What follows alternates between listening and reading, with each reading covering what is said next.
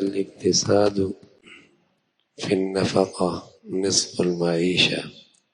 پیارے رسول صلی اللہ علیہ وسلم نے ایک خاص چیز کی طرف توجہ دلائی کہ خرچ میں میانہ روی یہ آدھی معیشت ہے۔ معیشت کی ترقی کی بہت ساری شکلیں ہیں۔ گھر کا معاشی نظام کو مستحکم کرنا ہے، اپنی زندگی کا نظام معیشت بہتر سے بہتری لے کے آنی ہے۔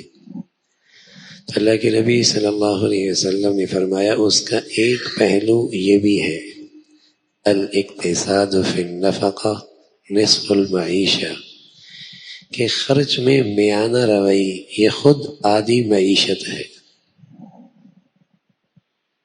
اعتدال، میانہ روی، کھانا پینا، رہائش، سواری، غمی، خوشی، باہر اندر کی زندگی میں میانہ روی۔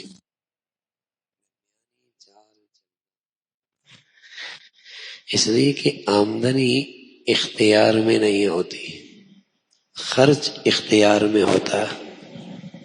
آمدنی اختیار میں نہیں ہے، خرچ اختیار میں ہوتا ہے۔ اپنا خرچ ایسا رکھو کہ آمدنی اوپر نیچے بھی ہو جائے تو زندگی کی ترتیب اچھی رہے۔ اپنی زندگی کی ترتیب خرچ کی ایسے رکھو کل بچوں اور بچیوں کی معیشت کا وہ حال نہ ہو جو آج ابا کا ہے، تو ان بچوں اور بچیوں کی زندگی گزارنے میں مسائل کھڑے نہ ہوں۔ اس لیے کہ اگر آج ان کا اسٹیٹس بہت بڑھیا کر دیا اور کل آمدنی ویسے نہ ہوئی، پھر آدمی حلال کی طرف چھوڑ کر حرام کی طرف دیکھتا ہے، پھر ناجائز دیکھتا ہے۔ آج خوشحالی ہے، ضروری نہیں کہ میری بچی جہاں جا رہی ہے وہاں بھی معاش کا معاملہ ویسا ہی ہو۔ ابا کے لیے اللہ نے رزق کی تقسیم کر رکھی ہے، اولاد کے لیے ضروری نہیں کہ وہی سلسلہ ہو۔ لیکن اگر ایک غلط زندگی کا وہ عادی ہو گیا تو کل کیا کرے گا؟ ایمان خطرے میں، آخرت کی زندگی خطرے میں، ہمیشہ کی زندگی خطرے میں۔ کس لیے؟ معاش کی خاطر، معاش کی خاطر۔ اللہ کے نبی صلی اللہ علیہ وسلم بہت دور اندیش، بہت بڑے حکیم، انسانی نفسیات سے سب سے زیادہ باخبر اور اپنی امت کے سب سے بڑے خیر خواہ، سبق دیا کہ اسٹیٹس کو بڑھانا آسان ہے، اسٹیٹس کو بڑھانا آسان ہے، لیکن جب آدمی کو نیچے آنا پڑتا ہے تو خودکشیاں کرنے لگتا ہے۔ اسٹیٹس کو بڑھانا آسان ہے، لیکن جب نیچے آنا پڑتا ہے تو خودکشیاں کرنے پہ مجبور ہو جاتا ہے، اس لیے کہ اس زندگی کا عادی ہو چکا ہے۔ یہ نہیں، اس کی اولاد بھی عادی ہو چکی ہے۔ تو اللہ کے نبی صلی اللہ علیہ وسلم نے ایک اہم بات کی طرف توجہ دلائی کہ اپنے خرچ میں میانہ روی اختیار کرو۔ یہ آدھی معیشت ہے، بہت بڑی بچت۔